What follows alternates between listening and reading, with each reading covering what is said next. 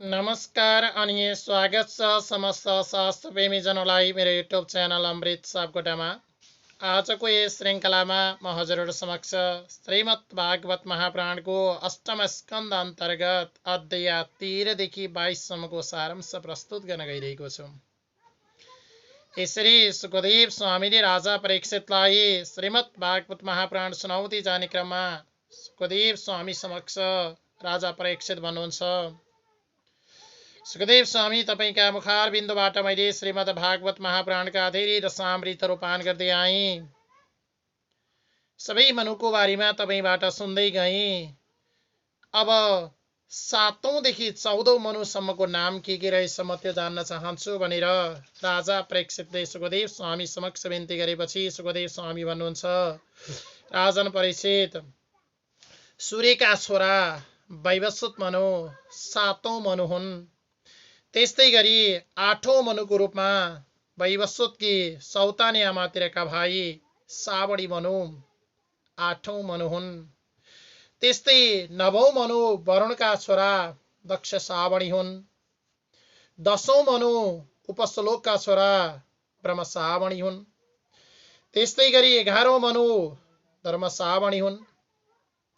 12औं मनु रुद्र सावणी हुन्। 13औं मनु देव सावणी हुन् र 14औं मनु इन्द्र सावणी हुन्।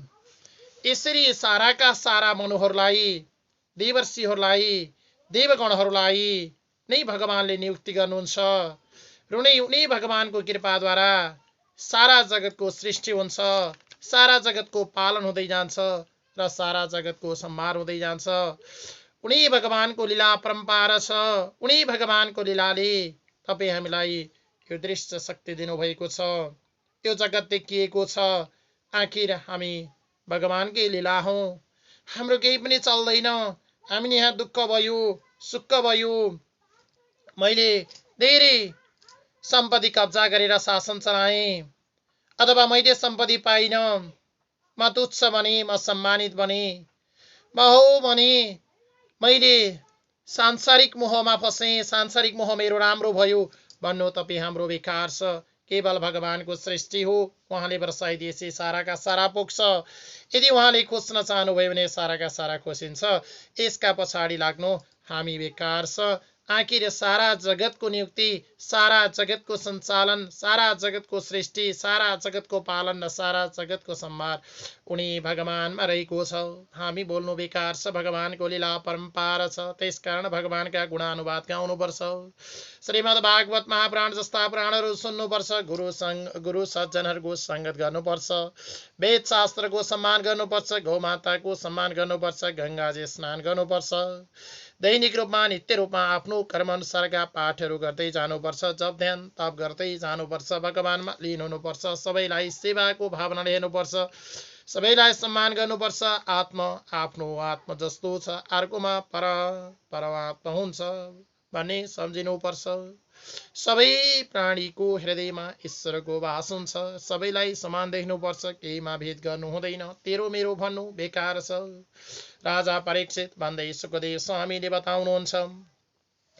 त्यस पछाडि राजा परीक्षितले भन्नुहुन्छ, लौ त सुखदेव स्वामी, अब भने मैले एउटा प्रश्न गर्ने चाहना राखेँ अथवा प्रश्न गर्छु तपाईँ समक्ष भनेर राजा परीक्षितले सुखदेव स्वामीसँग भनेपछि सुखदेव स्वामी भन्नुहुन्छ, राजन, तपाईँका हरेक प्रश्नहरूको तृष्णा म मेटाउँदै आएको छु। अबको क्रममा तपाईँलाई के सुन्ने इच्छा छ व्यक्त गरी बक्सियोस्। तपाईँलाई म सामृत पान गराउनेछु। यदि सुखदेव स्वामीको वचन सुनेपछि राजा परीक्षित भन्नुहुन्छ, सुखदेव स्वामी, भगवानकी लीला परम्पार छ। भगवानमै सबै कुरो पूर्ण छ। उहाँकै लीलामा हामी चलेका छौँ। उहाँले संसार चलाउनु भएको छ। यस्तो अवस्थामा सदासधैँ पनि उहाँले बलि राजासँग गएर जम्मा 3 पाइला जमिन किन माग्नुभयो त? भगवानलाई के खाँचो थियो? भगवानलाई त्यो 3 पाइला जमिन किन आवश्यक पर्यो? अथवा कुन उद्देश्य राखेर भगवानले बलिसँग 3 पाइला जमिन माग्नुभयो? त्यो मलाई बताई बक्सियोस्। यसरी राजा परीक्षितले सुखदेव स्वामीसँग बलिले 3 पाइला किन, बलि राजासँग भगवानले किन 3 पाइला माग्नुभयो भन्ने प्रश्न गरिसकेपछि सुखदेव स्वामी भन्नुहुन्छ, यसरी जुन देवताहरू र दानवहरूको युद्ध हुँदा देवताहरूले त समुद्र मन्थन पछाडि निक्लेको अमृतलाई पान गरेका थिए भने अर्कोतिर दानवहरूले मदिरा पान गरेका थिए। यसरी समुद्र मन्थन गर्ने क्रममा आफ्नो ठुलो परिश्रम खर्चेर पनि स्वयं भगवानले मोहिनी रूप लिएर दानवहरूलाई फसाएर मदिरा पान गराइदिनु भयो, भगवानलाई अमृत पान गराइदिनु भयो। त्यस पछाडि दानवहरूले हाम्रो यत्रो परिश्रम खर्चदा पनि हामीले अमृत पान गर्न नपाउने, देवताहरूले मात्रै अमृत पान गर्ने, अब देवतासँग युद्ध गर्नुपर्छ भनेर पुनः दैत्यहरूले देवताहरूसँग ठुलो युद्ध गरे र त्यो युद्ध गरिसके पछाडि साराका सारा दानवहरूलाई देवताले मार्नुभयो र जति देवताहरूले मार्नुहुन्थ्यो त्यति दानवलाई दैत्यगुरु शुक्राचार्यले सञ्जीवनी विद्याद्वारा बचाइदिन्थे। यसरी बचाइदिइसकेपछि सञ्जीवनी विद्याद्वारा जुन बचाइएका दानवहरू पुनः भगवानसँग लड्न जान्थे र फेरि भगवान र दानवहरूको बीचमा युद्ध हुन्थ्यो। पुनः गुरु शुक्राचार्यले सञ्जीवनी विद्याद्वारा दानवहरू बचाइदिन्थे। यसरी धेरै दानवहरू बचाएर संरक्षण गरिदिएको हुनाले, दानवहरूको संरक्षण गरिदिएको हुनाले बलिराजाले, जहाँ दानव बलिराजा थिए, उनी बलिराजाले आफ्नो सर्वस्व समर्पण गरी गुरु शुक्राचार्य र उनका सगोत्री ब्राह्मणको सेवा गरिबसेका थिए। उनी दानवहरू बचाइदिएको हुनाले, आफ्नो पक्ष लिएर सहयोग गरिदिएको हुनाले, आखिर आफ्नो पक्ष लियो, कसैले हामीलाई सहयोग गर्यो भने त उसलाई म तँलाई यो दिन्छु, वो दिन्छु, सर्वस्व दिन्छु, आखिर तँ नै मेरो रचस भनेर हामी सबै कुरो त्यो जोसमा सुम्पिन केही पनि हामीले बिर्सदैनौँ। हेर्नुहोस्, आखिर हाम्रो स्वभाव पनि त्यस्तै हुन्छ। कोहीले हामीलाई केही गरी सहयोग गर्यो भने हामी साराका सारा उसलाई टक्राउन चाहन्छौँ। ओहो, क्षणिकका लागि हामीले हेरेर तँ नै रहेछस् मेरो सर्वे सर्वा भन्छौँ। सहयोग गर्ने मान्छेलाई हामी पनि सहयोग गर्न तत्परता रहन्छौँ, सुम्पिन तत्पर रहन्छौँ। र त्यसरी नै बलिराजाले आफ्नो सर्वस्वलाई सुम्पेर गुरु शुक्राचार्य र सगोत्रीहरूको अथवा सगोत्री ब्राह्मणहरूको सेवा गरेर बसेका थिए। यसरी गुरु शुक्राचार्यको सेवा गरेर बलिराजा बसेपछि गुरु शुक्राचार्यले बलिलाई अझै खुसी बनाउन चाहनुभयो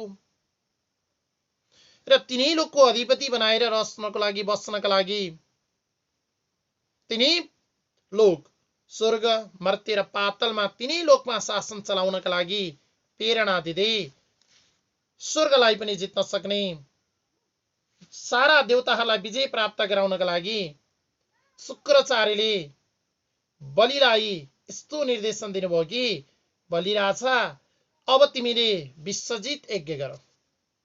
यसरी विश्वजित यज्ञ गरिसकेपछि तिमीले स्वर्गलाई आफ्नो वशमा लिनेछौ। सारा देवताहरूमाथि, सारा जगतमाथि, स्वर्ग, मर्त्य, पातल तिनै लोकमा तिम्रो अधिपति रहनेछ, सबैले तिमीलाई मान्नेछन् भनेर गुरु शुक्राचार्यले बलिलाई निर्देशन दिनुभयो। यसरी बलिलाई निर्देशन दिइसकेपछि यज्ञको तयारी भयो, विश्वजित यज्ञ गर्न लाग्यो। अग्नि देवतालाई खुसी बनाइयो, सारा देवतालाई खुसी बनाइयो र यज्ञको काम सुरुवात भयो। यता यज्ञको काम सुरु भयो। यज्ञको काम सुरु भइसके पछाडि अथवा यज्ञ समापन गरिसके पछाडि यज्ञ काम सुरु भयो, यज्ञ समापन भयो। अनि यज्ञ समापन गरिसके पछाडि बलिले आफ्ना सारा गणहरू लिएर देवताहरूसँग युद्ध गर्नका लागि संकेत प्रकट गर्न थाल्यो। शंख बजाइयो, युद्धको तयारी घोषणा गरियो। युद्धको सुरुवाती चरणमा पुग्यो। अब यो कुरो बल्ल देवताहरूलाई युद्धको निम्ति संकेत शंखद्वारा गरिन्थ्यो। शंख बज्यो, अब युद्ध हुन्छ भन्ने थाहा पाइसकेपछि अब देवताहरू त्यहाँबाट साह्रै डराउनु भयो। फेरि बलि अब यत्रो यज्ञ पश्चात पुनः युद्ध गर्न आयो भने अब हामीले बलिलाई सकिँदैनौँ, अब हामीले बलिलाई जित्न सकिँदैनौँ, अब उसको फौज ठुलो छ, अब के गर्ने होला भनेर गुरु बृहस्पति समक्ष सारा देवताहरू गएर बृहस्पतिको शरणमा पर्नुभयो। त्यस पछाडि गुरु बृहस्पतिले भन्नुभयो, विष्णु भगवान शिवाय, अब बलिको यो शक्तिलाई डगमगाउन सक्ने कोही पनि छैन। उसले ब्राह्मणद्वारा वरदान प्राप्त गरेको छ। जबसम्म उसले ब्राह्मणलाई अपमान गर्दैन र ब्राह्मणको श्राप माथि पर्दैन तबसम्म देवताहरू हामीहरू बलिसँग लड्न सक्दैनौँ। किन्तु यमराजसँग लड्न सकिएला, बलिसँग लड्न सक्ने अब तिमीहरूको सामर्थ्य छैन। उसले त ब्राह्मणको वरदान पाएको छ।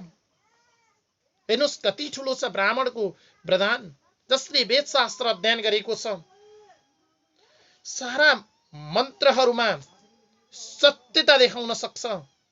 त्यस्ता ब्राह्मणले दिएको वरदान श्राप दुवै लाग्छ। गुरु बृहस्पतिले भन्नुहुन्छ देवतागणहरू, बलिले त ब्राह्मणको वरदान पाएको छ। जबसम्म त्यो ब्राह्मणको वरदान चुक्दैन अथवा जबसम्म उसले ब्राह्मणको अपमान गरेर ब्राह्मणको श्राप त्यो माथि पर्दैन तबसम्म यो गर्न सकिँदैन। त्यसकारण यो साराका व्यवस्था मिलाउने विष्णु शिवाय अब मेरो केही पनि उपाय छैन। देवगणहरू तिमीहरूको पनि उपाय केही छैन। अब आउँछ बलि लड्नका लागि स्वर्गमा प्रवेश गर्छ। उसले शङ्ख बजाइसक्यो, आफ्ना फौज लिएर लड्न आइसक्यो। अब त्योसँग लड्न कदापि पनि सकिँदैन। देवगणहरू तपाईँहरू आफ्नो वेशलाई परिवर्तन गर्नुहोस् र योबाट स्वर्ग त्याग गरेर अन्तै गएर बस्नुहोस्। देवगुरु बृहस्पतिले भन्दिनु भयो। अब देवताहरू त त्यसै त्रही हुनुभएको थियो, झनै त्रही हुनुभयो, केही गरी पनि सकिँदैन। अब विष्णुको जो लीला होला, अब विष्णु भगवानले जे गर्नुहोला, जसरी हाम्रो उद्धार गर्नुहोला, उनी भगवानमा हाम्रो सारा कर्म जति उनी भगवानको नाम कीर्तन गरौँ, यहाँबाट भागौँ भनेर देवगणहरू सबै मिलेर आफ्नो वेशलाई परिवर्तन गर्नुभयो र स्वर्गलाई छाडेर हिँड्नुभयो। यसरी देवताहरू स्वर्गलाई छाडेर हिँडिसके पछाडि बलिले स्वर्गलाई आफ्नो गराए अनि तिनै लोकका स्वामी बने। किनभने देवतागणहरूले छोडिदिनु भयो, बलिलाई त सजिलो भयो। आफ्ना फौज लिएर युद्ध गर्नका लागि स्वर्ग बोल्दा स्वर्ग त खाली छ। लड्ने मान्छे कोही पनि छैन, दोस्रो पक्ष छैन भने लड्ने किन, निर्विरोध भइहाल्यो। सर्वसम्मत जस्तो भयो, निर्विरोध उसलाई आयो। त्यस पछाडि बलिले राज्य गरौँ। स्वर्गमा उही छ, मर्त्य पातल तिनै लोकमा बलिले अधिपति भयो। तिनै लोकको उसले राजा भएर चलाउन थाल्यो र बलिले 100 अश्वमेध यज्ञ पनि गर्यो र आफ्नो चारैतिर पहिले आफ्नो कृति फैलाए। हेर्नुहोस्, बलि राजा अत्यन्तै धर्मात्मी प्रतापी पनि थियो। ऊ देवतासँग लडेको मात्रै थियो, तर उसले यज्ञादि कर्महरू पनि कहिले छोडेको थिएन। यज्ञादि कर्महरू गर्थ्यो र आफूले कसरी तिनै लोकको अधिपति जमाउन सक्छु, तिनै लोकमा म कसरी साराका सारालाई मोहित पार्न सक्छु भन्ने मात्रै चिन्ता बलिलाई थियो। यसरी 100 अश्वमेध यज्ञ गरिसकेपछि बलिले तिनै लोकको कब्जा गर्यो। स्वर्गमा उही छ, मर्त्यमा उही छ, पातालमा उही छ। अब यसरी स्वर्ग कब्जा गरिसकेपछि अब देवतागणहरू त त्यहाँबाट भागेर गइसक्नु भएको थियो भेषलाई परिवर्तन गरेर। यसरी देवतागणहरू भागेर गइसक्नु भयो रे भन्ने सुनिसकेपछि जुन देवमाता अदिति हुनुहुन्थ्यो उहाँलाई ठुलो शोक पर्यो। अत्यन्तै शोकमा हुनुभयो देवमाता अदिति। रौन नि, अब त देवताहरू छैनन्, दानवको शासन चल्यो, अब के हुने हो भनेर उहाँलाई पनि त्रही भयो। मनमा साह्रै चिन्ता भयो, साह्रै शोकले साह्रै छटपटिएर उहाँ बस्नु भएको थियो। आखिर मातालाई सन्तानको बिर्ता अति नै हुन्छ। हेर्नुहोस्, एकैछिन ढिलो आउँदा पनि कता गयो बाबु, के गर्यो, आज खाएन कि भनेर कति चिन्ता गर्नुहुन्छ। छोराछोरी एकैछिन ढिलो आउँदा आफूलाई दिएको घाँसलाई लुकाई ल्याएर अथवा छुपे ल्याएर अथवा बचाई ल्याएर तपाईँ हामीलाई खुवाउनुहुन्छ माताहरूले। यसरी माताहरूको जुन माया तपाईँ हामी प्रति अपार छ। हेर्नुहोस्, कहिले त्यो मायालाई कसैसँग तुलना गर्न सकिँदैन। त्यस्तै जस्तो यता देवमाता जुन अदिति हुनुहुन्थ्यो उहाँलाई त साह्रै चिन्ता भयो, मेरा सारा सन्तानहरू देवताहरू छैनन् स्वर्गमा, उनीहरू छाडेर गइसके, बलिको शासन चलिसक्यो, अब के हुने हो, साह्रै अनर्थ भयो, अब कसरी मैले यसलाई समाधान गरौँ भनेर साह्रै शोकमा उहाँ रहनु भएको थियो अदिति। त्यही क्रममा उता कश्यप ऋषि समाधिबाट उठेर अथवा समाधिमा हुनुहुन्थ्यो, उठेर आश्रमतिर जाँदै हुनुहुन्थ्यो। त्यही क्रममा उहाँले आफ्नी पत्नी अदितिलाई साह्रै मलिन देख्नुहुन्छ, अत्यन्तै चिन्तित मुद्रामा देख्नुहुन्छ। जसले सधैँ खुसी हुने, म समाधिबाट उठेर आउँदा स्वामीका चरणहरू धुनका लागि सुनका कमाण्डहरू लिएर आउने, हो पतिदेव तपाईँ लामो समयदेखि जब ध्यान अथवा समाधिबाट उठ्नुभयो, तपाईँ केले बक्सिन्छ, तपाईँलाई अर्पण नगरी मैले केही पनि भोजन गरेकी छैन, अब म के तपाईँलाई टक्राउँ अनि अर्पण गरौँ भनेर कतिखेरि पछाडि आउने, श्रीमती आफ्नी पत्नी जुन अदिति आज किन चिन्तित मुद्रामा, के भयो यस्तो भनेर स्वयं कश्यप ऋषि आफ्नो श्रीमती अदिति समक्ष जानुहुन्छ र सोध्नुहुन्छ। त्यस पछाडि अदिति माताले साराका सारा वृत्तान्त कहनुहुन्छ। दैत्यगुरु शुक्राचार्यको निर्देशन बमोजिम यज्ञ गरेर स्वर्गलाई बलिले कब्जा गरिसक्यो।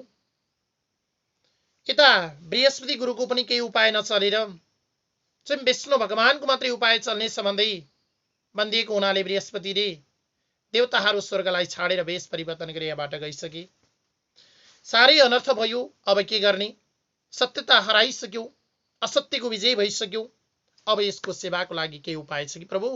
हे मेरा स्वामी देव, हे मेरा स्वामी कश्यप ऋषि, बताई बक्सियोस्। म त्यसकारण साह्रै चिन्ता छु। देवताहरू स्वर्गमा छैनन्, उनीहरू स्वर्गलाई छाडेर गए। त्यसकारण म यो चिन्तित मुद्रामा छु। अरू मलाई केही पनि भएको छैन। यसको उपाय बताई बक्सियोस् र जुन यो समस्या छ यो समाधान गर्ने बाटो मलाई बताई बक्सियोस् स्वामी भनेर अदितिले कश्यप ऋषिलाई भन्नुहुन्छ। यसरी अदितिले कश्यप ऋषिलाई भनिसके पछाडि ठिकै छ, अब यो समाधान त हुन्छ, तर केही मात्रामा व्रत अथवा जप ध्यान त गर्नु नै पर्छ। अदिति त्यस्तो छ, अब पुनः स्वर्गलाई आफ्नो कब्जामा लिनु छ, अब त देवताहरूलाई स्वर्गमा फिर्ता गर्नु छ भने तिमीले पयो व्रत गर्नु। यसरी पयो व्रत गरेर जन भगवानलाई सन्तुष्टि बनाइसकेपछि कुनै पनि व्रतमा नचुकिकन फागुन शुक्ल पक्षको प्रतिपदादेखि द्वादशीसम्म पयो व्रत गर्नु। यो पयो व्रत गरिसकेपछि स्वयं भगवान प्रकट भएर तिम्रा इच्छा पूरा गरिदिनु हुनेछ र भगवानले भने बमोजिम तिमी अगाडि बढेपछि तिम्रा इच्छा पूरा हुनेछन्, देवताहरू पुनः स्वर्गमा आउनेछन् भनेर पयो व्रतको विधि अथवा पयो व्रतको नियम आफ्नै पत्नी अदितिलाई कश्यप ऋषिले बताइदिनु भयो। र कश्यप ऋषिले पयो व्रत गर्ने साराका सारा विधि बताइसके पछाडि यता अदिति माताले पयो व्रत सुरुवात गर्नुभयो र कहीँ पनि नियममा नचुकिकन आफ्ना पति कश्यप ऋषिले भने बमोजिम अदिति माताले पयो व्रतको सुरुवात गर्नुभयो। अत्यन्तै शक्तिशाली, अत्यन्तै प्रतापी व्रत हो पयो व्रत।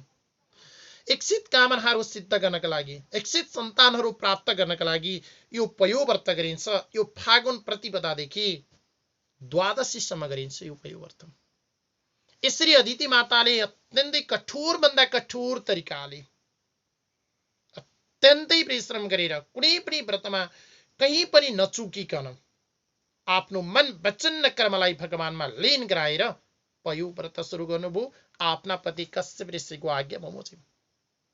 यसरी पयो व्रत गयो। पयो व्रत भइसके पछाडि स्वयं विष्णु भगवान अदिति माताको अगाडि प्रकट हुनुभयो र उहाँले भन्नुभयो, अदिति तपाईँको व्रतदेखि म सन्तुष्टि छु, म साह्रै खुसी भएँ, साह्रै प्रसन्न भएँ। वरदान माग्नुहोस्, के माग्ने इच्छा छ? स्वयं विष्णु भगवान प्रकट हुनुभयो। हेर्नुहोस्, आखिर भगवानको त माया छ, अत्यन्तै निर्गुण हुनुहुन्छ। अदिति माताको व्रतदेखि साह्रै खुसी भएर स्वयं भगवान प्रकट हुनुभयो र भन्न थाल्नुभयो, तपाईँको व्रतदेखि म साह्रै खुसी छु, प्रसन्न छु। कुन कामना राखेर मेरो व्रत हो गर्नुभयो अदिति माता, तपाईँले मागी बक्सियोस्। त्यस पछाडि अदितिले भन्नुहुन्छ, यता बलिले शासन गरिसकेको स्वर्ग मर्त्य पातालमा बलिका फौजदेखि देखेर अथवा दैत्यहरूदेखि पराजय भएर देवता गणहरू आफ्नो वेशलाई परिवर्तन गरेर स्वर्गलाई छाडेर गइसकेका छन्। साह्रै अनर्थ भयो।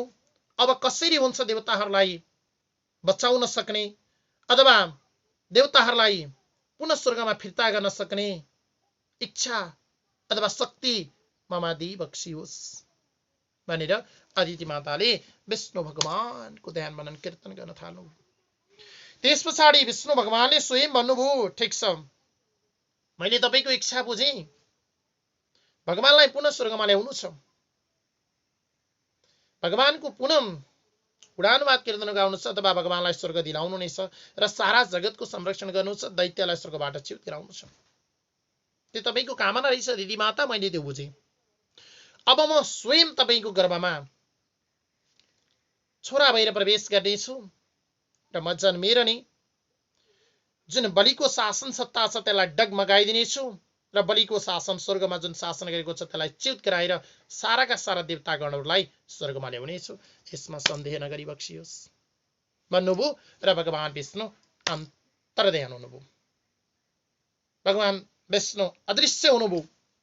त्यस पछाडि अदिति माताले भगवान विष्णुलाई आफ्नो हृदयमा सम्झेर उहाँकै गुणानुवाद गाउनुभयो, उहाँकै ध्यान मनन कीर्तन गर्नुभयो, आफ्नो व्रत समापन भयो र आफ्ना पति कश्यप ऋषिसँग सहवास गर्नुभयो। गर्भ रह्यो पेटमा। यसरी पेटमा गर्भ रहिसके पछाडि उहाँले स्वयं भगवानको तुति बिन्ती गर्नुभयो।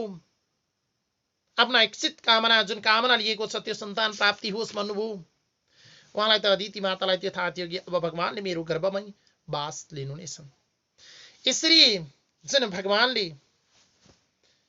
अदिति माताको गर्भमा बास लिनुभयो, बास लिइसकेपछि मास पुरा भयो र भाद्र शुक्ल द्वादशी तिथिको दिन भगवानले अदितिको गर्भबाट जन्म लिनुभयो।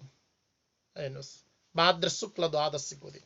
त्यसकारण भाद्र शुक्ल द्वादशीलाई अत्यन्तै पवित्र तिथि मानिन्छ, जुन स्वयं भगवानले एउटा वामन अवतार लिएर ऋषि पत्नी अदिति माताको गर्भबाट जन्म लिनुभयो भाद्र शुक्ल द्वादशीको दिन।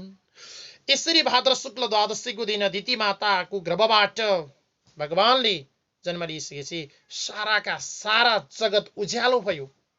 फुलहरूले मिठो बासना दिन थाले, फलहरू लट्टम्म देखिन थाले, चराचुरुङ्गीको चिरबिर आवाजले सारै मनमोहक भयो। निश्चल रूपमा बगेको कलकल रूपमा गरेको त्यो पानीले सारै मधुरता छायो, प्रकृतिमा सारै सुन्दरता भयो। ओहो के भयो, कहाँ कसको जन्म भयो भनेर साराका सारा जगत अत्यन्तै खुसी भयो। यता भगवानले अदिति माताको गर्भबाट जन्म लिनुभयो, सारा जगतमा खुसियाली छायो, भगवानको जन्म भयो। यसरी भगवानको जन्म हुने क्रममा उहाँले हातमै शङ्ख चक्र गदा पद्म हातमा लिनुभएको थियो। जन्मने क्रमै पहेँला वस्त्र धारण गर्नुभएको, वनमाला हातमा लिनुभएको भगवान। यसरी कश्यप ऋषिको आश्रममा जन्मिसकेपछि कश्यप ऋषिको जुन आश्रम थियो त्यो आश्रम नै भगवानका कान्तिले सारै उज्जवल बन्यो, अत्यन्तै चमक चमक चमक गर्न थाल्यो। हिरा हार मोती टल्के जस्तो टल्किन थाल्यो। कश्यप ऋषिको आश्रम नै उज्यालो भयो। यसरी कश्यप ऋषिको आश्रम नै उज्यालो भइसके पछाडि सबै देवगणहरू, सबै ऋषिश्वरहरू, अदिति माता, स्वयं कश्यप ऋषि अत्यन्तै खुसी हुनुभयो। खुसीको कोहीमा पनि सीमा रहेन। सबैले भगवानका गुणानुवाद कीर्तनहरू गाउन थालियो। यसरी भगवान जन्मेर हेर्दा हेर्दै हेर्दा हेर्दै त उहाँले ब्रह्मचारीको रूपमा वामन अथवा पुड्की बटुको हुनुभयो, वामन अवतार लिनुभयो। जय बोलो वामन अवतार भगवानको। हेर्नुहोस्, वामन अवतार भगवानको प्रादुर्भाव भयो। यसो हेर्दा त वामन अथवा पुड्की बटुक पो देखिनुभयो भगवान हेर्दा हेर्दै। यसरी भगवानका नामाकरणहरू भए, भगवानलाई पालन पोषण गर्दै गर्न थालियो र उपनयन कर्मको दिन आयो। यसरी उपनयन कर्ममा गरिसके पछाडि भगवानको वामन अवतार भगवानको उपनयन कर्म गरिसकेपछि स्वयं सूर्य भगवानले गायत्री मन्त्र दिनुभयो। उपनयनमा त गायत्री मन्त्र सुनाउनु पर्यो, हामीले गर्छौँ नि। व्रत बन्द गरिसकेपछि ल मन्त्र सुनाउने गुरुको, गुरुलाई बोलाउनुहोस्, सिधा दक्षिणा दिनुहोस्, गुरुको चरणमा पर्नुहोस् र मन्त्र श्रवण गर्नुहोस्, हामी नि भन्छौँ। यसरी स्वयं श्री भगवान प्रकट हुनुभयो र वामन अवतार भगवानलाई गायत्री मन्त्र दिनुभयो र गायत्री मन्त्र प्राप्त गरिसकेपछि वामन अवतार भगवानले पृथ्वी उत्पत्ति हुनुभयो। पृथ्वी उत्पत्ति भइसकेपछि अथवा स्वयं पृथ्वी माताले वामन अवतार भगवानलाई मृग शर्म दिनुभयो। त्यस्तै बृहस्पतिबाट जनी, बृहस्पति गुरु आएर जनी दिनुभयो। कश्यपबाट मेखला दिनुभयो। अथवा कश्यप ऋषिले चन्द्रमा आएर स्वयं चन्द्रमा प्रकट भएर वामन अवतार भगवानलाई दण्ड दिनुभयो। त्यस्तै आकाश देवता, अन्य देवतागणहरूले कहिले छाता, कहिले कमाण्डलु, यसरी दिँदै दिँदै जाँदा साराका सारा वस्तु भगवानमाथि अर्पण गरियो। भगवान सारै खुसी हुनुभयो। भगवानको उपनयन कर्म अत्यन्तै प्यारका साथ, अत्यन्तै तामझामका साथ वेद शास्त्रका ध्वनि, शङ्ख घण्टको ध्वनि, कीर्तनहरू, प्रवचन, भगवान अथवा ब्राह्मणका प्रवचन, वेदका मन्त्रद्वारा हवन कर्मादि गरेर भगवानको उपनयन कर्म सिद्धियो। यसरी उपनयन कर्म भएपछि उहाँलाई कुबेरले भिक्षा पात्र दिनुभएको थियो भने स्वयं भगवती माताले भिक्षा दिनुभएको थियो। साह्रै तामझामका साथ उहाँको उपनयन कर्म सिद्धियो। वामन अवतार भगवान गो। यसरी उपनयन कर्म सकिसके पछाडि स्वयं वामन अवतार भगवान जहाँ नर्मदाको तीरमा, नर्मदा नदीको जुन तीर छ त्यसमा भृगु कक्ष नाम भएको स्थान थियो, त्यो स्थानमा बलिले यज्ञ गर्दै थिए, जहाँ तीनै लोक लिएको, स्वर्ग मर्त्य पातल लिएको र देवतालाई त्रही त्रही गराएर स्वर्गबाट जुन परास्त गरेको, च्युत गराएको बलिराजा थियो, उनले त्यहाँ यज्ञ गरिरहेका थिए। यस्तो यज्ञ गरिरहेको ठाउँमा साह्रै सुन्दर ब्रह्मचारीको रूप लिएर अथवा ब्राह्मणको जुन भटुक बनेर स्वयं वामन अवतार भगवान टुप्लुक्क पुग्नुभयो। बलिले यज्ञ गर्दै थिए बलिराजाले। यसरी बलिराजाले यज्ञ गरिरहेको ठाउँमा वामन अवतार भगवान पुगिसके पछाडि बलिले देख्दै आश्चर्य पर्यो, ओहो यस्तो ब्राह्मण, यस्तो ब्रह्मचारी आज मेरो यज्ञ गरेको ठाउँमा आउनुभयो।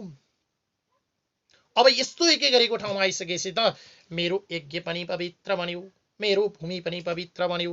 तपाईको दर्शन पाउनु मेरा साराका सारा स्त्रीहरूको मोक्ष प्राप्ति भयो, मेरा सारा पूर्वजहरूको मुक्ति हुनेछ। ओहो पितृ पनि खुसी हुनुभयो, साह्रै सौभाग्य मिल्यो। तपाईको उपस्थितिले म साह्रै हर्षित छु। ब्रह्मचारी अथवा जुन बटुक भैरव बटुकको रूप लिएर जानुभएको थियो, ब्रह्मचारीको रूप लिएर जानुभएको थियो, यति राम्रो यस्तो सुन्दर ब्रह्मचारी आइसकेपछि मेरा पितृहरूको मोक्ष हुनेछ, मुक्ति हुनेछ। ओहो मेरा पितृहरू खुसी हुनुहुनेछ, तपाईँ बसी बक्सियोस् भनेर स्वयं बलिराजाले आफ्नो सिंहासन छोडेर उनी ब्राह्मण अथवा जुन ब्रह्मचारी बटुक रूप धारणा गरेर जानुभएको थियो विष्णु भगवान, स्वयं विष्णु भगवान उहाँलाई आफ्नो आसनमा बसाल्छन्। यसरी आफ्नो आसनमा बसालिसके पछाडि आज मेरा सारै पितृहरू, साराका सारा पितृहरू तृप्त भए, मेरो कुलै पवित्र भयो, मेरो यज्ञ सफल भयो। अब तपाईँले के चाहनुहुन्छ, तपाईँ यहाँ बसी बक्सियोस् भनेर आफ्नो आसनमा बसालिसके पछाडि बलिराजाले भन्छन्, तपाईँ के कारणले पाल्नुभयो? यस्तो सुन्दर बटुकलाई, यस्तो सुन्दर ब्रह्मचारीलाई म त जे माग्यो त्यही दिन्छु, मसँग अथाह सम्पत्ति छ। आज कुन कृपाले तपाईँ मेरो घरमा पालिदिनु भयो, यज्ञ गरेको ठाउँमा आउनुभयो, यज्ञको शोभा बढ्यो, साह्रै म हर्षित छु। अब तपाईँले के माग्नुहुन्छ म दिन्छु। तपाईँलाई गाई चाहियो कि सुन चाहियो कि घर चाहियो कि दुलही चाहियो कि घोडा चाहियो कि हात्ती चाहियो कि रथ चाहियो कि हीरा मोती सुन चाँदीका गहर चाहिए, के चाहियो प्रभु मागी बक्सियोस्। बलिले प्रिय ब्रह्मचारीलाई सिंहासनमा राख्थे बलिराजाले भन्न थाले। त्यस पछाडि वामनतार भगवान भन्नुहुन्छ, मलाई केही पनि चाहिएको छैन, म त घुम्दै घुम्दै तीर्थाटन गर्दै गर्दै यहाँ आएको थिएँ, यहाँ तपाईँ यज्ञ आदि कर्म गरेर बस्नु भएको छ, ठिकै छ, मलाई सारा पुगेको छ, मलाई केही पनि चाहिँदैन। त्यस पछाडि बलिराजासँग त अथाह सम्पत्ति थियो, ऊ प्रतापी राजा नै थियो। यज्ञ गर्नका लागि, दान गर्नका लागि, ब्राह्मणको सेवा गर्नका लागि ऊ त सधैँ तत्पर नै रहन्थ्यो बलिराजा। तर धनको केही घमण्ड पनि थियो। अनि उसले भन्न थाल्यो कि ओ म जस्तो प्रतापी राजा समक्ष आइसकेपछि केही न केही कुरा त माग्नै पर्छ, नमागी जानै पाइँदैन। मैले साराका सारा जो आउँछ त्यसलाई केही न केही त सुम्पेको छु भने तपाईँ जस्तो आत्मज्ञानी, तपाईँ जस्तो यस्तो सुन्दर ब्राह्मण ब्रह्मचारी बटुक यहाँ आउँदा मैले तपाईँलाई नदिने त कुरै छैन। तपाईँले केही न केही कुरा मबाट लिनै पर्छ, भिक्षा लिनै पर्छ, म केही नै दिने हो, तपाईँलाई सुम्पिने हो, अनि मात्र मेरा सारा पितृहरू तृप्त हुनेछन्, कुलैको उद्धार हुनेछ, कुलै खुसी हुनेछन्, मेरा मनोवाञ्छित कामनाहरू पूर्ण हुनेछन्। मैले तपाईँलाई दिनुपर्छ, माग्नै पर्छ, माग्नुहोस्। बलिराजा समक्ष आएर नमागी कोही पनि जाँदैन र बलिराजाले मागेको कुरा सबै दिन्छ, माग्नै पर्छ भन्छ बलिराजा। भगवान भन्नुहुन्छ, किनभने भगवानको त्यो त अवतार थियो, त्यो त लीला थियो, त एउटा ब्रह्मचारीको रूप लिएर वामन अवतार लिएर मात्रै जानुभएको थियो। त्यसपछि भन्नुहुन्छ मलाई केही पनि चाहिँदैन बलिराजा, तपाईँको सम्मानदेखि तपाईँको सत्कारदेखि म यसैमा खुसी छु, तृप्त छु, हस्त म जान्छु। त्यसपछि बलिराजा फेरि भन्छ हुँदैन प्रभु, हुँदैन, त्यो आसनबाट नझरी बक्सियोस्, केही न केही कुरा माग्नुपर्छ, मागेको कुरा म दिने नै हो। नलिएसम्म बलिराजाकोमा आएर छान पाइँदैन, लिनै पर्छ। बरु के माग्नुहुन्छ मागी बक्सियोस्। हात्ती चाहियो कि, घोडा चाहियो कि, रथ चाहियो कि, सुन चाँदी हिरा हार मोती चाहियो कि, धन सम्पत्ति चाहियो कि, दुलही चाहियो कि, के चाहियो तपाईँलाई, मागी बक्सियोस्, केही न केही कुरा मागी बक्सियोस्। त्यस पछाडि यता ब्रह्मचारी जुन वामन अवतार भगवान जानुभएको थियो, उहाँको त त्यो लीला मात्रै थियो। त्यस पछाडि केही कुरा विचार गर्नुभयो र भन्न थाल्नुभयो कि ओहो तिमी त साह्रै ज्ञानी, अत्यन्तै छौ तिमी, तिम्रा पिता बलि तिमी त प्रहलादका सन्तान हौ। यो प्रहलादको कुलमा कसैले पनि कसैलाई केही हुँदैन कहिल्यै भनेन, साह्रै ज्ञानीको सन्तान हो, तिमी पनि साह्रै प्रतापी रहेछौ। मेरा पिता विरोचन पनि दानी, अत्यन्तै दानी थिए, उनले पनि साह्रै मागेको कुरा दिने, अथवा उनले त यतिसम्म कि ब्राह्मणले मागेको अवस्थामा आफ्नो आयु दिन पनि तिम्रा पुस्ताहरू राजी थिए। साह्रै दानीको कुल हो, तिम्रो कुलमा कहिल्यै पनि नराम्रो व्यक्ति जन्मेन, साराका सारा जगतलाई खुसी बनाउने जन्मियो। आज तिमी पनि त्यस्तै रहेछौ। ए बलिराजा, मलाई चाहिने त केही पनि चाहिएको होइन, अब साह्रै माग्नुहोस् भनेर हट गरिसकेपछि तपाईले मेरा लागि जम्मा 3 पाइला जमिन दिए पुग्छ, त्यहाँभन्दा मलाई चाहिँदैन भनेर वामन अवतार भगवानले बलिराजा समक्ष बिन्ती गर्नुहुन्छ। बलिले साह्रै हट गर्यो, माग्नुहोस् कि माग्नुहोस्, माग्नुहोस् कि माग्नुहोस्। त्यसपछि वामन अवतार भगवानले भन्नुभयो जम्मा 3 पाइला जमिन भए पुग्छ, त्योभन्दा मलाई केही चाहिँदैन। ल ठिक छ, जम्मा 3 पाइला जमिन किन, अलि माग्नुहोस् न, म जस्तो प्रतापी राजाबाट जम्मा 3 पाइला माग्ने, 3 पाइला जमिन मात्रै दान गरेको देखेपछि मलाई के भन्छन् र तपाईँले आखिर 3 पाइला लिएर पो के गर्ने हो र? 3 पाइलाले हुँदैन, अझै माग्नुहोस्। त्यस पछाडि अत्यन्तै ज्ञानी ब्रह्मचारी भन्नुहुन्छ वामन अवतार भगवान भन्नुहुन्छ प्रभु राजा बलिराजा, मलाई 3 पाइला भन्दा केही पनि आवश्यक छैन, सांसारिक मोह बेकार छ, यो सम्पत्ति यो धन छन् बेकार छ, मैले लिएर पो कहाँ राखु, मलाई 3 पाइला भएपछि मलाई पुग्छ, दिने भए 3 पाइला दिनुहोस्, नत्र माग्दैन भन्नुहुन्छ वामन अवतार भगवान। त्यस पछाडि बलिले भन्छ माग्नुहोस् कि माग्नुहोस्। वामन अवतार भगवानले जम्मा 3 पाइला माग्नुहुन्छ र 3 पाइला मागिसकेपछि भन्छ ल ठिक छ, अत्यन्तै थोरै माग्नुभयो, थोरैमा नि सन्तुष्टि हुनुभयो, सन्तोष गर्नु नै परम धर्म हो, म तपाईलाई 3 पाइला जमिन दिन्छु, कसरी लिनुपर्छ लिए बक्सियोस्। यसरी बलिले हुन्छ भनेर स्वीकार गरिसकेपछि वामन अवतार भगवानलाई 3 पाइला जमिन दिनका लागि उसले तिलानी सहितको जुन कर्म पात्रलाई समातेर अब त संकल्प गरेर दिनु पर्यो। यसरी संकल्प गरेर दिन मात्रै लागेको बेलामा गुरु शुक्राचार्य टुक्लुक्क आउनुहुन्छ र बलिलाई भन्नुहुन्छ बलिराजा यो हट नगर, यो त तिमीले चिनेका छैनौ, वामन अवतार अथवा वामनको अवतार लिएर यो ब्रह्मचारीको रूप लिएर आएका स्वयं विष्णु भगवान हुन्, अत्यन्तै छलकपटी छन्, तिनले त तिमीलाई कपट गर्न आएका हुन्, कदापि 3 पाइला जमिन नदेऊ। गुरु शुक्राचार्य आएर बलिलाई भन्नुहुन्छ। यता बलिले दिनका लागि 3 पाइला जमिन दान दिनका लागि तिलानी सहितको पात्र लिएर आफ्नो श्रीमती सहित अत्यन्तै प्यारका साथ उसले संकल्प गर्दैछ, मलाई दिनको लागि तयारी भयो, संकल्पको काम प्रारम्भ हुन थालेको थियो।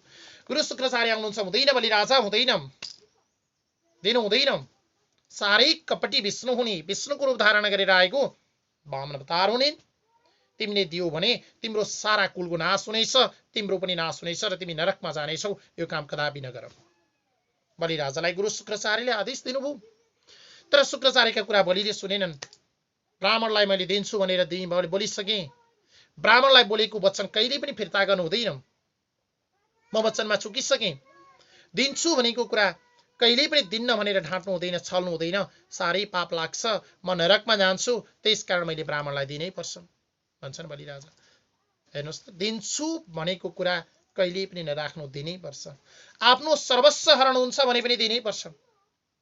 वचनमा गिरिसकेपछि वचनमा कहिल्यै नचुक्नु, वचनमा चुक्ने जस्तो ठुलो अपराध अथवा ठुलो सजाय केही पनि छैन।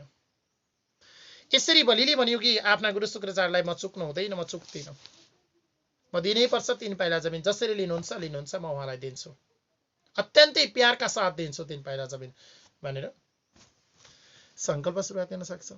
फेरि गुरु शुक्राचार्य भन्नुहुन्छ पख बलि राजा पख, यो हुँदैन, तिमीले जुन दिन्छु भनेको कुरा नदिँदा पाप लाग्छ भन्यौ, वचनमा हार्दा पाप लाग्छ भन्यौ। कतिपय वचनहरू यस्तो अवस्था छ अथवा कतिपय वचनहरू यस्ता हुन्छन् जसलाई दिएको वचन पनि फिर्ता गर्नुपर्छ अथवा लिँदा ठिक हुन्छ। कतिपय अवस्थामा ढाँट्दा पनि दोष लाग्दैन, पाप लाग्दैन। हेर्नुहोस् त कहिलेकाहीँ त ढाँट्न पनि भइन्छ, फेरि त्यस्तो अवस्था छ कहिलेकाहीँ त्यो ढाँटेर पनि पाप लाग्दैन। ती अवस्था छन् भली सुन, तिमीले ढाँट्दा पनि हुन्छ। यहाँ दिन्छु भनेर नदिँदा तिमीलाई पाप लाग्दैन, तर दिउ भने तिम्रो सर्वस्व हरण हुन्छ, त्यसकारण ढाँटो। कहिलेकाहीँ कस्तो अवस्थामा ढाँट्न सकिन्छ भने केही ढाँट्न सक्ने अवस्थाहरू छन्। स्त्रीसँग हाँसखेल गरेको बेलामा कसैले ढाँट्छ भने त्यो पाप लाग्दैन भनिएको छ शास्त्रमा, श्रीमद् भागवत महापुराणमा। त्यस्तै कहिलेकाहीँ विवाहको क्रममा केही काटछाँट गर्ने क्रममा ढाँटेर विवाह गरेको छ भने आखिर उसको दाम्पत्य जीवन त जुटाइदियो, सुखमय जीवनको बाटोमा त लैदियो, त्यो लाने क्रममा केही कुराहरू काटछाँट गरेको छ लमिले भने त्यो कुरामा उसलाई पाप लाग्दैन भनिएको छ श्रीमद् भागवत महापुराणमा।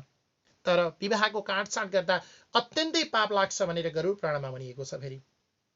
तर श्रीमद् भागवत महापुराणले काटछाँट गर्ने क्रममा पाप लाग्दैन भनेको छ।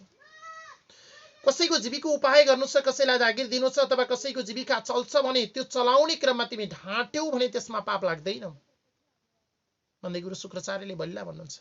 त्यसकारण जीविका यापनको क्रममा अथवा कसैलाई जीविका चलाइदिनु छ भने त्यो क्रममा ढाँटेर उसको जीवनलाई मजबुत बनाउनका लागि, सकारात्मक दिशामा लानका लागि, केही आम्दानीका स्रोत बनाइदिनका लागि अगाडि बढाइन्छ भने त्यो बेलामा पनि पाप लाग्दैन बलि राजा, यो पनि ख्याल गर। कसैको प्राणमाथि नै सङ्कट आइपर्छ भने त्यो प्राणलाई बचाइदिँदा पनि कहिल्यै पनि पाप लाग्दैन। त्यस्तो बेलामा झुटो बोल्नु, आफू झुटो बोलेको कारणले गर्दा कोही बाँच्छ भने, कसैको प्राण बच्छ भने त्यसमा निष्फिक्र र निसन्देह तरिकाले झुटो बोल्नु, त्यसमा पाप लाग्दैन, किनभने अर्काको प्राण बचेको छ। प्राण बचाउनु भन्दा ठुलो केही पनि छैन प्राण बचाउने क्रममा झुटो बोल्नु। कहीँ गाई र ब्राह्मणको हित हुन्छ, गाई र ब्राह्मणको कहीँ निन्दा हुँदैछ, अपमान हुँदैछ र हत्या हुँदैछ भने गाई र ब्राह्मणको हत्याबाट बचाउन सकिन्छ, उनको सम्मान पुर्याउन सकिन्छ अथवा गाई र ब्राह्मणको रक्षा गर्न सकिन्छ भने रक्षा गर्ने क्रममा जस्तो सुकै अवस्था भए नि गाई र ब्राह्मणलाई बचाउनको लागि ढाँट्दिनु, त्यहाँ ढाँटेर पनि पाप लाग्दैन। तर गाई र ब्राह्मणको संरक्षण हुनुपर्छ, त्यो ढाँटेको कारणले गाई र ब्राह्मणको रक्षा गर्नुपर्छ अथवा उनीहरूको जीवन बचेको हुनुपर्छ। यस्तो अवस्थामा ढाँट्दा पनि पाप लाग्दैन। त्यसकारण तिमीले आफ्नो रक्षाको लागि, आफ्नो प्राण बचाउनका लागि ढाँट्दैछौ, तिम्रो कुलको रक्षाका लागि तिमीले ढाँट्दैछौ, त्यस्तो क्रममा तिमीलाई दोष लाग्दैन। त्यसकारण तिमीले वामन अवतार भगवानलाई अथवा जुन ब्रह्मचारीको रूपमा आएका विष्णु नै हुन्, तिमीले चिनेनौ, यिनलाई ढाँट्दा तिमीलाई पाप लाग्दैन, ढाँट्दा हुन्छ बलि राजा भनेर गुरु शुक्राचार्यले भन्नुभयो। तर बलिले सुनेनन्। धर्मका लागि म चिउत हुँदै, बरु म नरकमा जान्छु, बरु म हार्छु, मैले जे बोले त्यो गर्छु, गुरु शुक्राचार्य मलाई यसमा नरोकी बक्सियोस् बलिले भन्छन्। यसरी गुरुले भनेको कुनै पनि कुरो नमानिसके पछाडि गुरु स्वयं रिसाएर भन्नुभयो, तैँले दिन्छु भनेको कुरा अब नदिँदा पापै लाग्छ भने लाग्छस्, किन्तु ब्राह्मणलाई दिन्छु भनेको कुरा नदिँदा मेरो पाप नै हो, मेरो सर्वस्व जान्छ भन्छस्, मेरो कुरा सुन्दैनस् भने बलि तेरो सधैँ अवन्नति होस्, तेरो उन्नति कहिल्यै पनि नहोस्। आज म गुरुको वचनलाई मिथ्या गरिस्, तँलाई जे लाग्छ त्यो दे, त्यक्ष गर भन्नुभयो। गुरु शुक्राचार्यले छोडिदिनु भयो। बडो घमण्ड गरे बलिले, बडो अभिमान देखाए। अब यस्तो अभिमान नै यस्तो भन्छ, तेरो सम्पत्ति चाँडै नष्ट भएर जानेछ, अब तेरो चिउत हुनेछ, गर बाबु, जे गर्नुपर्छ गर भन्ने हो, रोक्न खोज्ने हो, केही गरी पनि हुँदैन त के गर्ने। मेरबाट खस्न लागेको छ भने राम राम राम राम भन्न सकिन्छ, खसिसक्यो त के गर्ने, बचाउन खस्दैछ भने बचाउन सकिने, खसिसक्यो राम राम भन्नु सिवाय केही पनि छैन। अब खसे त खस्यो गयो। अब बलि तिम्रो जुन घमण्ड छ यो घमण्डलाई तोड्न सकेनौ, स्वयं गुरुको वचनलाई पनि तिमीले मानेनौ, बाबु जे ठिक छ त्यो गर, तिम्रो साराका सारा सम्पत्ति हरण भयो। अब यी त कपटी विष्णु पो हुन् त भनेर गुरु शुक्राचार्यलेबाट रिसाउँदै श्राप दिएर निक्ले। त्यस पछाडि बलिले आफ्नो सत्यताबाट कतिखेर पनि डगिनन् बच्ची बलि हेर्नुहोस्। त्यस पछाडि आफ्ना पत्नी जुन विन्ध्या बलि थिइन् उनलाई सुवर्ण कलशमा जल लिएर आइन् र यसरी विन्ध्या बलिले सुवर्ण कलशबाट जलको धारो सर लगाइन्। यता बलिले संकल्प गर्न थाले। उनी ब्रह्मचारीलाई दुई वामन अवतार भगवानलाई 3 पाइला जमिन लिनका लागि संकल्प भयो। संकल्प पढ्दै गयो। बलिले भगवानका अथवा त्यो ब्रह्मचारीका वामन अवतार भगवानका पाउ धोएर अथवा पाउलाई सफा गरेका थिए। पाउलाई सफा गरिसके पछाडि संकल्प अगाडि चल्दै थियो। सबै संकल्पबाट 3 पाइला जमिन तपाईलाई दान दिए भनेर संकल्प पूर्ण भयो। यस पछाडि संकल्प जति बढ्दै जान्थ्यो पूर्ण हुँदै जान्थ्यो त्यति भगवानको शरीर बढ्दै बढ्दै बढ्दै बढ्दै गयो। साराका सारा जगत भगवानको शरीरले ढपक्कै ढाक्यो। बलिले यता हेर्छ भने भगवानको स्वरूप, उता हेर्छ भने भगवानको स्वरूप, माथि हेर्यो भगवानको स्वरूप छ, तल हेर्यो भगवानको स्वरूप छ, दायाँ बायाँ जता हेर्छ भगवानको स्वरूप छ, चारै दिशा विदिशा भगवानको मात्रै स्वरूप छ। भगवानको शरीर अत्यन्तै ठुलो भयो। त्यस पछाडि 3 पाइला दिए भनेर त संकल्प त सिद्धियो। अब 3 पाइला कहाँ कहाँ राख्ने? ल 3 पाइला जमिन देऊ त बलि, अब दियौ भनिसकेपछि भगवानले ठुलो रूप लिनुभयो र 1 पाइला जमिन स्वाट लगाएर पृथ्वीमा भगवानले राखिदिनु भयो। पृथ्वी जति साराका सारा ढाकियो। तिलको गेडो राख्ने ठाउँ पनि केही पनि भएन। स्वर्ग मर्त्य पातल तिनै लोकमा राज्य गरेको थियो बलिले। अब भगवानले लिएर 1 पाइला पृथ्वीमा राखिदिनु भयो। दोस्रो पाइला लिएर उहाँले स्वर्गमा राखिदिनु भयो। पृथ्वी पनि सिद्धियो, स्वर्ग पनि सिद्धियो। अब तेस्रो पाइला राख्ने ठाउँ नै छैन। त्यस पछाडि भगवानले भन्नुभयो लौ त बलि मैले त दोस्रो पाइला त राखिसके, पृथ्वीमा राखिसके, स्वर्गमा राखिसके। अब तेस्रो पाइला मैले कहाँ राखौँ छ? किनभने दोस्रो पाइलाले नै महरलोक, जनलोक, तपलोक, सत्यलोक सबै समेटिसकेको थियो। अब तेस्रो पाइला कहाँ राखौँ? छैन पाइला राख्ने ठाउँ नै। ओहो, बलि गुरु शुक्राचार्यको आदेश नमान्नाले बलिलाई साह्रै सङ्कट आयो। तर आफ्नो सङ्कटबाट कतिखेर पनि अतालिएन। हेर्नुहोस् बलि कतिखेर पनि डराएको छैन। मैले जे गर्ने ठिक छ, ठिक गरेको छु, भगवानले ठिक छ, पृथ्वीमा पाइला राख्दिनु भयो। दोस्रो पाइलो स्वर्गमा राख्दा महरलोक, जनलोक, तपलोक, सत्यलोक सबै ढाकियो। यसमा पनि कुनै पनि कुरा छैन। अब मैले के गरौँ त? बलिलाई आपत्ति पर्यो। तर आफ्नो आपत्ति देखियो कतिखेर डाक्न गएन। यसरी भगवानले जहाँ स्वर्गमा माथिबाट पाइला ट्याक्क राखिदिनु भएको थियो, भगवानले राखेको पाइलाले साराका सारा त ढाकिएको थियो। तलबाट के गर्यो त बलिले उनी भगवानका जुन पाउले ढाकेको थियो त्यो पाउलाई पखाल्न थाल्यो। यसरी भगवानको पाउलाई पखालेर झरिसके पछाडि त्यहाँबाट जुन झरेको जल थियो त्यसले स्वर्ग गङ्गा भयो, नदी उत्पत्ति भयो। स्वर्ग गङ्गा नाम गरेको नदी उत्पत्ति भयो। र स्वर्ग गङ्गा नाम गरेको नदी आज स्वर्गमा बग्छिन्। माथि स्वर्गमा स्वर्ग गङ्गा नाम गरेकी नदी छन्। त्यस्तै उनी मर्त्य पातल सबै ठाउँमा छन् त्यो नदी। स्वर्गमा स्वर्ग गङ्गा नामले चिनिन्। अब स्वर्गबाट त जल झर्यो। त्यस पछाडि स्वर्गबाट तल झरिसके पछाडि जहाँ मर्त्यलोक छ, मर्त्यलोकमा झरिसकेपछि मर्त्यलोकको जहाँ आज हामीले भारत खण्ड भनेर चिन्छौँ अथवा भारत राज्य, भारत देश भनेर चिन्छौँ, त्यो भारतमा भागीरथी नदी भनेर बगिन्। उनी स्वर्गकी गङ्गा हुन्।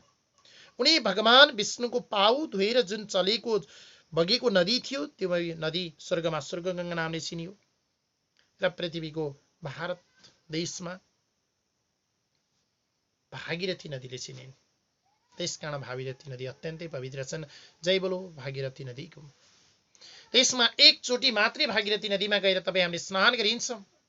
भागीरथी नदीको जललाई ल्याएर घरमा राखिन्छ र जलले सिंचन गरे घरलाई शुद्ध बनाइन्छ भने हाम्रा साराका सारा पापहरू नष्ट भएर जान्छन्। र भागीरथी नदीमा गएर एकचोटि मात्रै डुबुल्की हानिन्छ, त्यहाँबाट पितृलाई निकालेर जलले तर्पण दिन्छ भने साराका सारा पितृहरू तृप्त हुन्छन्, देवताहरू तृप्त हुन्छन्, पितृहरू तृप्त हुन्छन्, हामीलाई ऐश्वर्य प्राप्त हुन्छ र अवश्यमेव मोक्ष प्राप्ति हुनेछ, साराका सारा पापहरू नष्ट भएर जानेछन्। भागीरथी नदीमा गएर एकचोटि मात्रै स्नान गरिन्छ भने त्यसकारण आज पनि भागीरथी नदी अत्यन्तै पवित्र छन्, किनभने स्वयं विष्णु भगवानका पाउ पखालेर आएको जल हो भागीरथी नदीमा।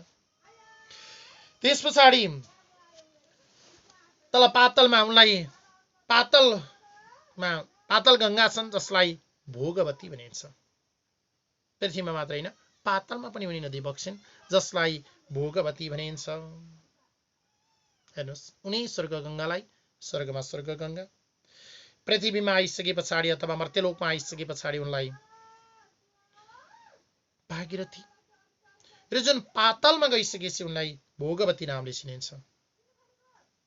यसरी तिनी लोकलाई अथवा भगवानका पाइलाले राखेर सबै ढपक्क ढाक्दिसके पछाडि तिनी लोक भगवानले लिएको देखेर पुनः बलिबाहेक अन्य दैत्यहरू जति थिए ती दैत्यहरू युद्ध गर्नका लागि तम्सिए। एक कपटी विष्णु बलिलाई झुकाएर साराका सारा लिन खोज्ने, तिनी लोक लिन खोज्ने, अब तिमीलाई नमारी छाड्दैनौ। हेर्नुहोस्, दैत्यहरू लड्न तम्सिए। दैत्यहरू लड्न तम्सिसके पछाडि हानाहान गर्न थाले उनीहरू, र बलिले सम्झाए दैत्यहरू अब लड्नु केही छैन, अब हामी लड्नु हुँदैन, अब हाम्रो केही उपाय चल्दैन, यो हामीलाई केही समयका लागि आएको क्षणिक सम्पत्ति थियो, तिनै लोकमा हामीले कब्जा गर्यौं, अब भगवानको भयो, अब यसमा लडेर समय खर्च गर्नु बेकार छ, अब यसमा लड्नु हुँदैन, समय खर्च गर्नु हुँदैन भनेर बलिराजाले आफ्ना दैत्यहरूलाई सम्झाउँछन्।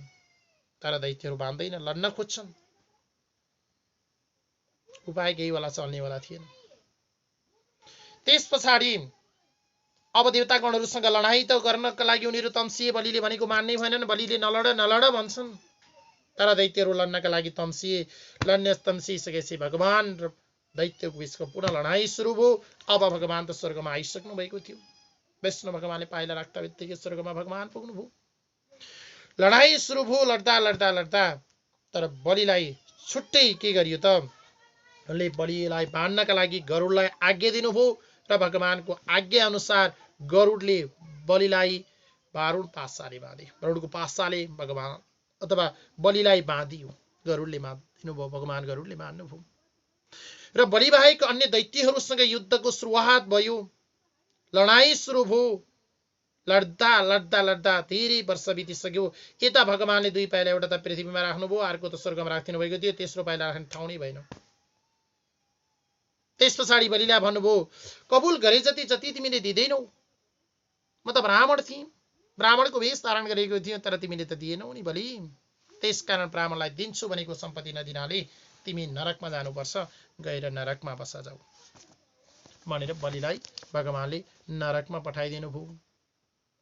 र बलिले त्यही बेलामा भने, मेरो प्रतिज्ञालाई म सत्य बनाउँछु, ठिक छ भगवान, म नरकमा जान्छु, मलाई नरकमा जानका लागि डर छैन, तर तपाईलाई दिन्छु भनेको दिनै पर्छ। तपाईले दोस्रा पाउ त राखिसक्नुभयो, तेस्रो पाउ राख्ने तपाईँ नभएन, तेस्रो पाउ मेरो शिरमा राखी बक्सियोस् भनेर बलिले आफ्नो शिरलाई थाप्छ। नरकमा परिन्छ कि भन्ने मलाई डर छैन, तर तपाईलाई दिन्छु भनेको कुरा नदिँदा मलाई डर छ। ब्राह्मणलाई दिन्छु भनेको कुरा दिनुपर्छ, मेरो शिरमा तेस्रो पाउ राखी बक्सियोस्। ठिक छ, म राज्यबाट च्युत हुन्छु, पासाले बाँधिन्छु, म दण्ड सहन्छु, सबै कुरो अपकृतिहरू म सहन्छु, सबै मैले सहन सक्छु, तर ब्राह्मणलाई दिन्छु भनेको कुरा नदिँदा मलाई साह्रै डर लाग्छ, मलाई साह्रै लज्जा लाग्छ। मलाई बाँध्नु भएको मानि दुःख छैन, पिट्नु भएको मानि दुःख छैन, तिनै लोक लिनु भएको मानि मलाई दुःख छैन प्रभु, तर तपाईलाई एक पाइला दिन नपाउँदा मलाई दुःख छ, दुई पाइला त राख्नुभयो, मेरो तेस्रो पाइला शिरमा राखी बक्सियोस्। यसरी भनेर बलिले भन्दै रहँदा, विष्णु भगवानलाई भनिरहँदा बलिका यी कुरा भन्दा भन्दै प्रहलाद टुप्लुक्कते आइपुग्छन्। ब्रह्म विष्णु भक्त प्रहलाद आउँछ। यसरी प्रहलाद आइसके पछाडि आफ्ना जुन पूर्वज हुनुहुन्थ्यो, प्रहलाद त बलिका पूर्वजलाई देखिसकेपछि बलिले प्रणाम गरे र बलिका आँखाबाट आँसुका थोपाहरू झर्न थाले। यसरी झरिरहेको आफ्ना सन्तति बलिबाट आँखाका आँखाबाट श्रुधारा जुन आँसुका धारा बरर चुहिरहेको देखिसके पछाडि बलिले भन्नुहुन्छ भगवान समक्ष अथवा विष्णु भगवानसँग स्तुति बिन्ती गर्दै नमस्कार गर्दै भन्नुहुन्छ, बलिको साराका सारा ऐश्वर्य तपाईँले खोसिदिनुभयो, हरण गरिदिनुभयो र ठुलो कृपा बलिमाथि राखिदिनुभयो। किनभने उसको साराका सारा सम्पत्ति खोसिदिनु पर्ने थियो।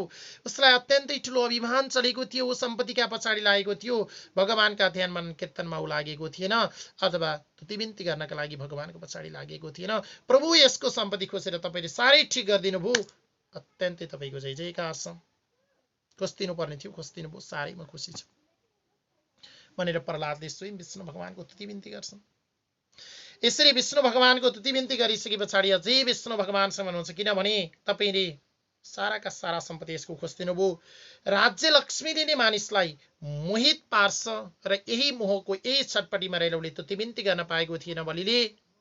अब यसको सारा सम्पत्ति खोलेपछि राज्य लक्ष्मीबाट अलग गराइदिनु भयो, अब यसको अवश्यमेव मुक्ति छ, ठिक गर्नुभयो भगवान भनेर स्वयं प्रहलादले विष्णु भगवानको स्तुति बिन्ती गर्छन्। आफ्ना सन्ततिबाट खोसिएको सम्पत्ति खोसिएको देखेपछि स्वयं प्रहलाद पनि खुसी भए। यसरी भगवानले भन्नुभयो।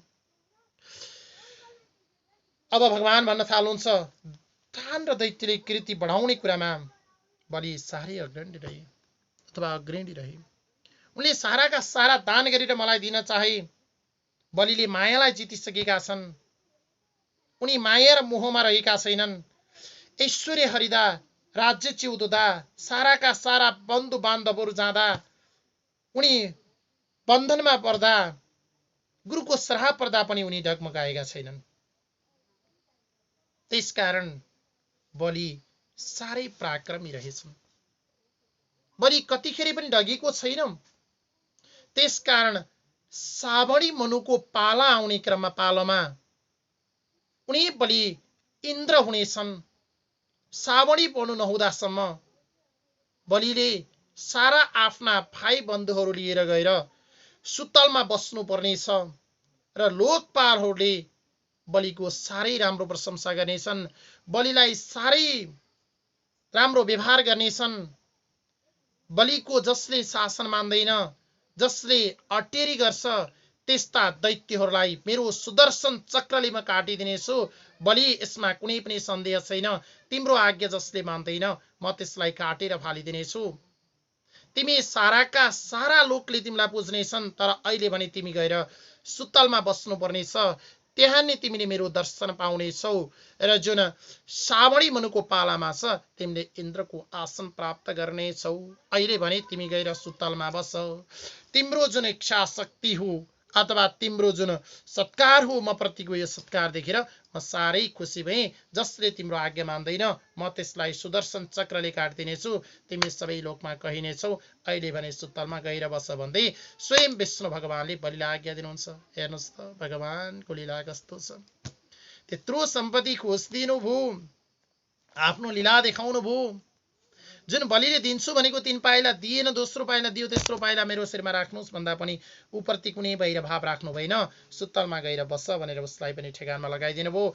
यता देवतालाई पनि स्वर्ग जिताइदिनु भयो। साराका सारा जगतको रक्षा गर्नुभयो। आखिर भगवानको लीला नै परम्परा छ। जय बोलो विष्णु भगवानको, जय बोलो वामन अवतार भगवानको, जय बोलो श्रीमद् भागवत महापुराणको। ओम नमो भगवते